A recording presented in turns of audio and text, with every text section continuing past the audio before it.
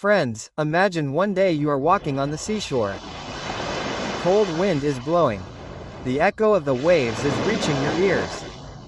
But then suddenly a diver comes out from the depths of the sea. He screams loudly in fear. There is something under the water. Something that is unimaginable, unbelievable.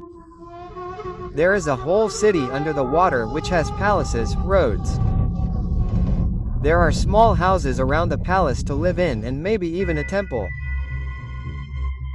You immediately look into the sea and what you see blows your senses.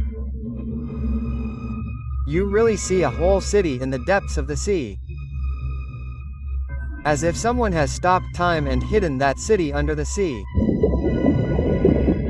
And then you remember an old story that you had heard from your grandmother in your childhood. There was a city which was swallowed by the sea. A divine city which was built by Lord Sri Krishna himself. Which is mentioned not only in stories but also in our religious texts. Yes, this is the story of Dwarka Nagari, whose king was Lord Sri Krishna himself.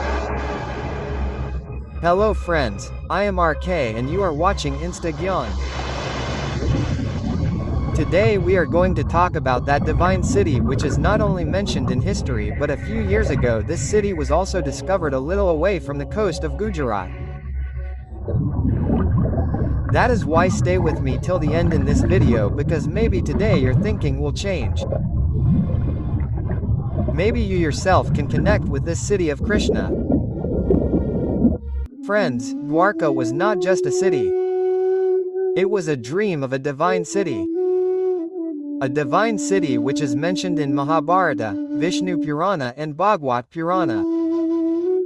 It is said that when Lord Sri Krishna left Mathura, he built a wonderful city on the seashore which was called Dwarka Nagari.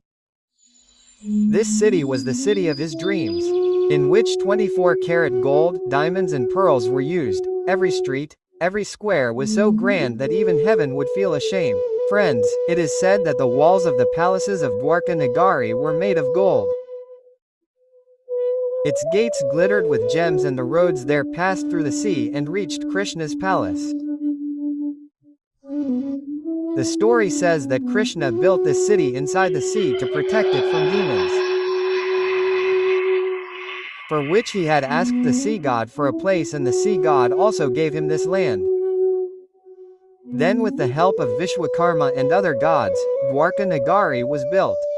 This city was the political, economic and spiritual center of that time, from where Krishna ran his politics and the strategy of Mahabharata was prepared.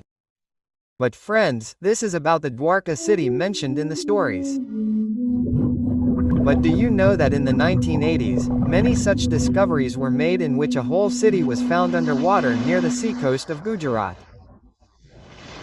This discovery started in 1983, when the Marine Archaeology Unit i.e. MAU, which comes under the National Institute of Oceanography. It started underwater excavation in the marine areas of Gujarat and what they found was surprising. They found gates, pillars, walls, marks of roads, old anchoring stones made of stones under the sea which were used to tie the ships. Statues, portraits and coins on which there were symbols of Krishna era. Even at one place, scientists found a whole platform where there might have been a temple and around it, some broken shikaras and pillars were also found. The most surprising thing was that when carbon dating of all these artifacts was done, their analysis showed that all of them could be more than 9,000 years old.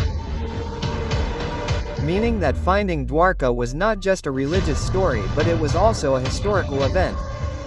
Friends, this news was not limited to India only, but researchers from all over the world started taking interest in it.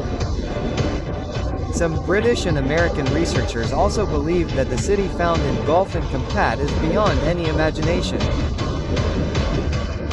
So friends, if Dwarka was really an old city hidden in the sea, then the question arises that why and how did it sink? The answer to this is found not only in religious texts but also in geological studies. It is said that at the end of Mahabharata, Sri Krishna left the city of Dwarka. after which a terrible marine disaster occurred. Tsunami or the sea level increased, which engulfed the entire city of Dwarka. Bhagavata Purana says that as soon as Krishna left Dwarka, the ocean slowly engulfed it.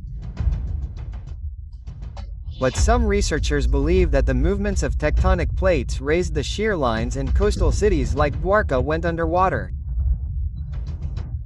Imagine there was a time when Krishna himself walked the streets of this city, where conchas were blown in temples and devotional songs were sung in every house. Today the same city is sleeping under the ocean, but its stories are still alive. In the scriptures, in the minds of the people, and in that small voice that keeps coming from the seashore. I am Dwarka. I have drowned, but I am not forgotten. So friends, do you think that Dwarka city really existed, or was it just an imagination and story added to faith? Let me know by commenting, and if you think that there are some secrets hidden in our ancient civilization which should be revealed to the world, then do share this video. I am RK, and see you in the next video with another mystery and another journey of knowledge. Till then, take care of yourself. Thank you.